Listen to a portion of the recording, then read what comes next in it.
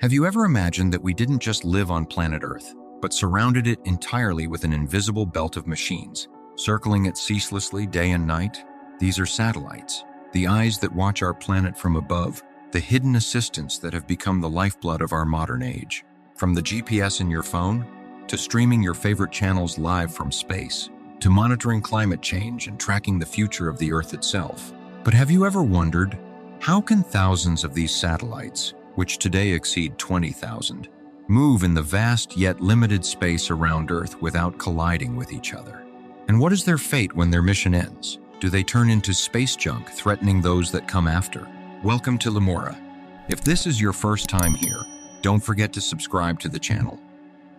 Satellites were not just scientific tools, they were symbols of power and sovereignty. In the mid-20th century, the Cold War between the two superpowers, the United States and the Soviet Union, sought a new arena for competition, and space became the target. On the 4th of October 1957, the Soviet Union dropped a bombshell that shook the world. The launch of the first human-made object into space, the satellite Sputnik 1. It was just a metal sphere, 58 centimeters in diameter, with 4 antennas, but its electronic beep, picked up by radios around the world, was a clear message. We have entered the space age. This event, known as the Sputnik Shock, gave a huge boost to American space programs. The Soviets did not stop there. Just 1 month later, they launched Sputnik 2, carrying the first living creature into space, the dog Laika. Unfortunately, it was a mission with a tragic end, but it proved the possibility of life, even if briefly, in space. On the other side, the United States suffered an embarrassing start with the very public failure of the Vanguard TV3 satellite launch broadcast on television. But they soon regained the initiative by launching Explorer 1 in January 1958, which, thanks to physicist James Van Allen, discovered the famous radiation belts surrounding Earth, later named after him. Let's return to our main question. How do all these satellites avoid collision? The answer lies in 3 main concepts. The vastness of space. Earth's orbit is not a narrow path. Imagine having 1,000,000 cars distributed across all the roads on Earth. The chance of 2 colliding is very slim. Similarly, the space around Earth is incredibly vast. Dedicated orbits. Satellites are not launched randomly. Each satellite has its own highway called an orbit. There are main types. Low Earth orbit, at altitudes between 180 to 2,000 kilometers. This is where observation and spy satellites and the International Space Station orbit. It is the most crowded area. Geosynchronous orbit, at exactly 35,786 kilometers in altitude. Here, a satellite orbits at the same speed as Earth's rotation, remaining fixed over a specific point, making it ideal for communications and TV broadcast satellites. Polar orbits. These pass over the poles, covering the entire Earth as it rotates, and are used for weather monitoring and espionage. Continuous monitoring and control. Global networks, like the Space Surveillance Network, operated by the U.S. Space Force, track tens of thousands of objects larger than a baseball.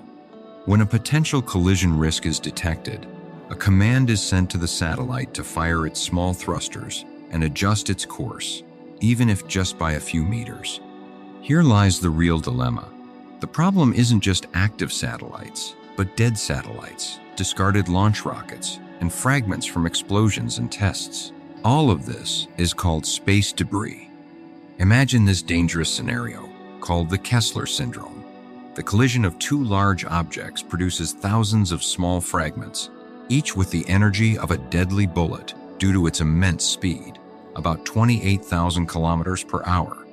These fragments can collide with other satellites, producing more debris, creating a chain reaction like a snowball until some orbits become unusable.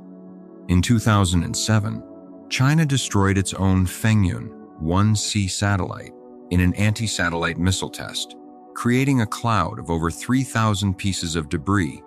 In 2009, an active American communications satellite, Iridium 33, collided with a defunct Russian satellite, Cosmos 2251, shattering into thousands of pieces. The European satellite Envisat, which failed in 2012, is considered one of the most dangerous objects in low Earth orbit. With its mass of 8 tons, it could remain for hundreds of years as a persistent threat if not removed. New international laws obligate companies to design satellites that are removed from orbit after their mission ends, either by burning them up in the atmosphere or pushing them to a graveyard orbit away from busy paths. Active debris removal technologies, experimental projects. Now, agencies like ESA and startups are developing innovative technologies to catch space debris, such as nets and harpoons, to cast a net around debris and pull it down. Space harpoons, to spear large objects and tow them. Ground-based lasers, to beam a gentle laser pulse at debris to nudge it and gradually slow it down. Servicing and maintenance satellites. NASA is working on projects like the Satellite Servicing Mission, where a robot can go to a satellite to repair it or refuel it, extending its life and reducing junk. Space has transformed from a pristine place into an active industrial environment. Managing this orbital congestion is a global challenge that requires international cooperation and continuous technological innovation. What do you think? Did we know the world above our heads was this complex? Share your opinions in the comments. What space question puzzles you? Let me know so we can answer it in a future video.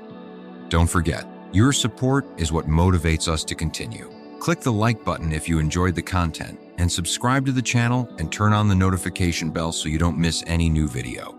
Thank you very much for watching, and see you on a new scientific journey.